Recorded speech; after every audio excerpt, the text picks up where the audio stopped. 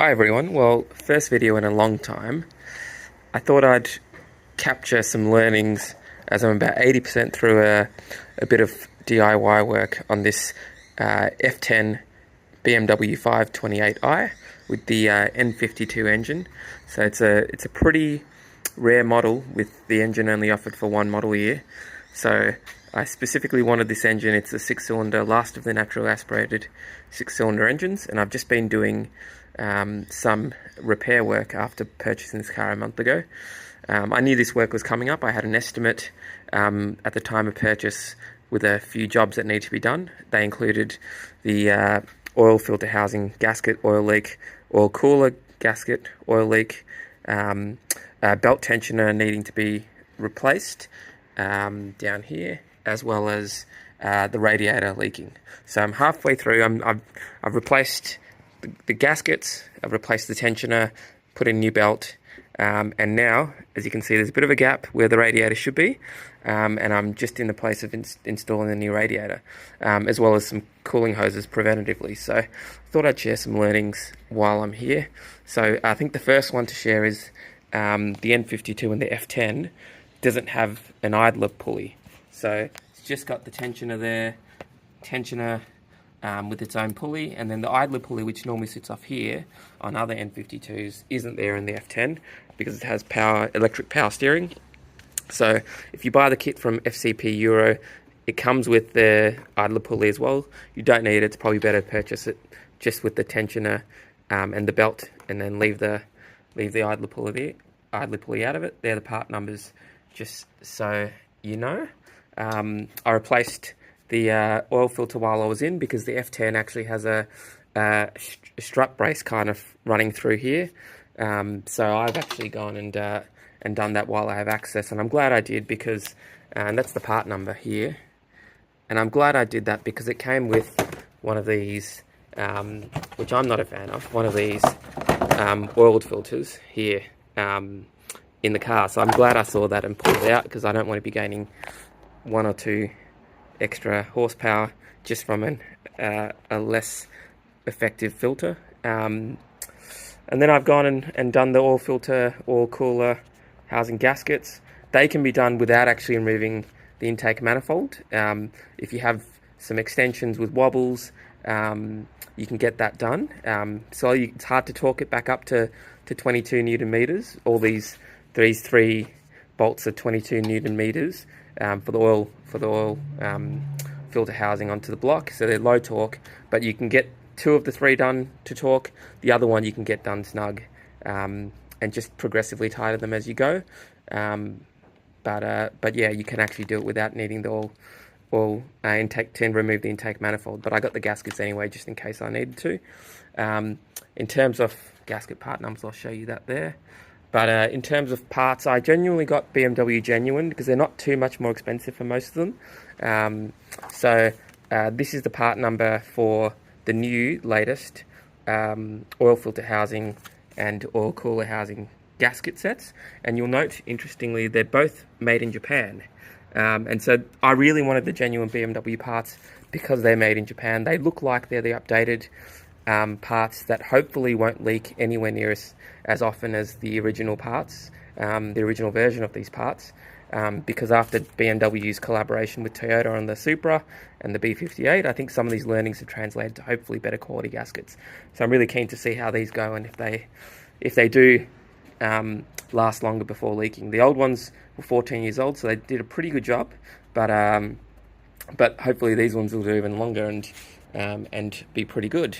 I also got the bolt because it is aluminium into an engine, magnesium aluminium engine block. They are one-time use, so these are the part numbers for the different bolts. They are different lengths. Where's the third one? I think I've got 3. I don't know where the last one is, but they are different lengths, 3 different lengths. So that's probably another learning. Make sure you replace those. And then I think the final one is just in terms of these hoses. So I've chosen to replace the upper radiator hose. The estimate from the mechanic had that as said it was actually bulging, and I've had a look at the old one here, and actually seems okay, but I've replaced it while I've got it. So, but that has a bit of a tap in at the bottom here, which taps down into the, I think the heater hose is down here. So that heater hose, which I didn't replace, has one of those crimp style hose clamps on it normally, but I had to cut that off to remove this piece. So to remove the upper radiator hose, you have to cut the, break the heater hose crimp, and I used one of these bullnose pliers or end nippers, and they actually did a really good job. You need this is a 28mm length one, and you do need that extra length and torque to break that crimp style connection, and I've just replaced it with a standard type of hose clamp there. So that's one thing I've kept that hose, but I've replaced this, and I've replaced one of the lower hoses into the radiator too down here. That one's a really hard one. It's hard to see. Where can I get?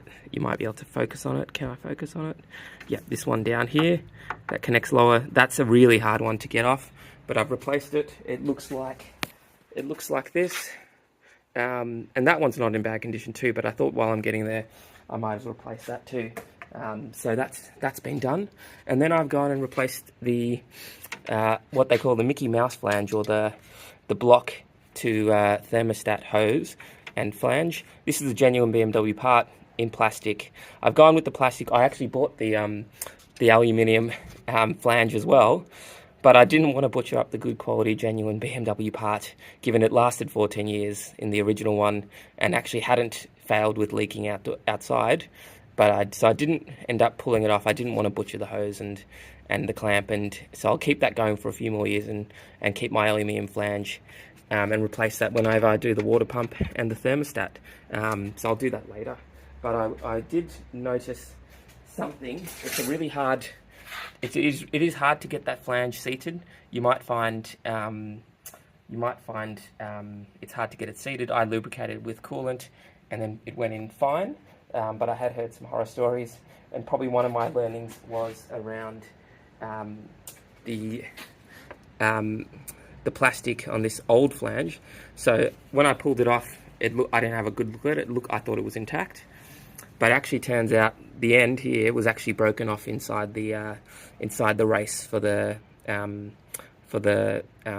hose. So that was actually what was stopping it from seating. So I actually went in and fished it out, and actually it went in perfectly after that. So have a look at these and check if they've lost any plastic. So it was probably a good time to replace it preventatively anyway. So in terms of getting the radiator out, it's pretty easy, pretty straightforward. Lots of steps, but actually everything's pretty straightforward. You can see the old radiator, and it was a slow leak, but you can see the leaks down the side. Even though it's got aluminium end tanks, you can see the leaks down the side here and here. So it's done its job, but there was heaps of gunk and everything down there, so I cleaned that out as well. I've got a new radiator, and it comes with some gaskets and O-rings as well, which I'm not sure actually you need, but with these quick connect clamps. But it looks like a relatively standard fit. Everything seems to be in the right place, seems to be the right size. So the Nissan seems to be, hopefully will be a really good replacement for this car.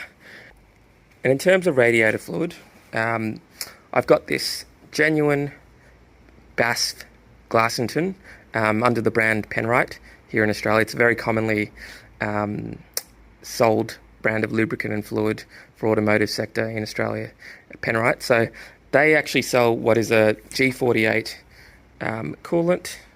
I'll show you the back. Glassington genuine G48 coolant. That's the type of coolant spec we need for these BMWs. So it's actually got the BMW GS 94000 approval. So it's green. It's not blue. But the colour coolant that came out of the car was green as well. So I ended up going with this because I'm pretty sure that's what all the mechanics are using here in Australia for these BMWs. So I want to get a compatible fluid. I've got 6 litres of this concentrate. I'll mix it with 50% demineralized or distilled water to fill the radiator up. But I just want to show that there is actually other alternatives available. As long as they've got the G48 spec, you can get them. So now, one of the other learnings I noticed when I was trying to get the radiator, probably the only challenge I had was removing this sort of middle hose here on the driver's side if you're a right-hand drive, and passenger side if you're in a left-hand drive car. That is the middle hose that attaches to here on the old radiator. And in terms of removing that one was hard to. That was the one thing I found it hard to get the radiator out.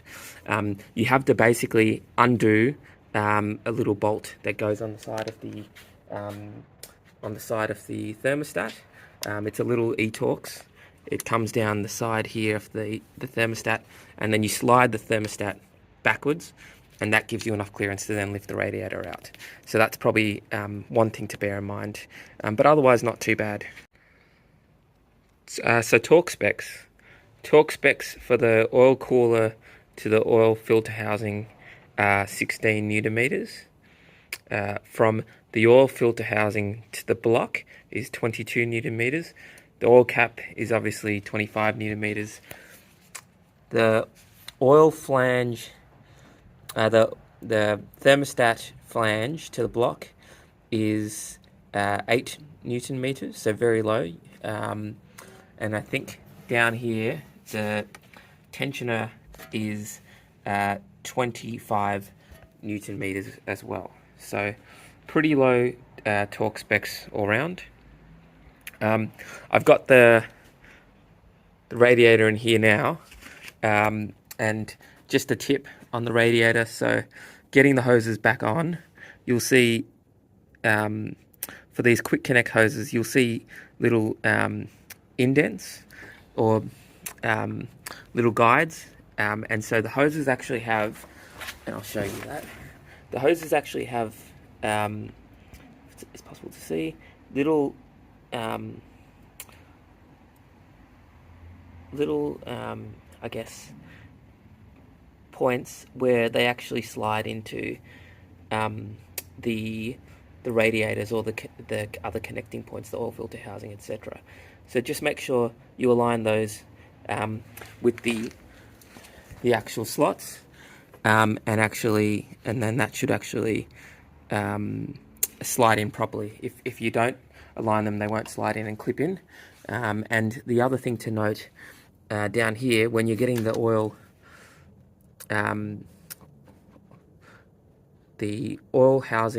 filter housing to thermostat hose done up, you'll see so your constant tension hose clamp will come actually like this, with the tension completely released. Let's see if I can get a focus on it. There we go.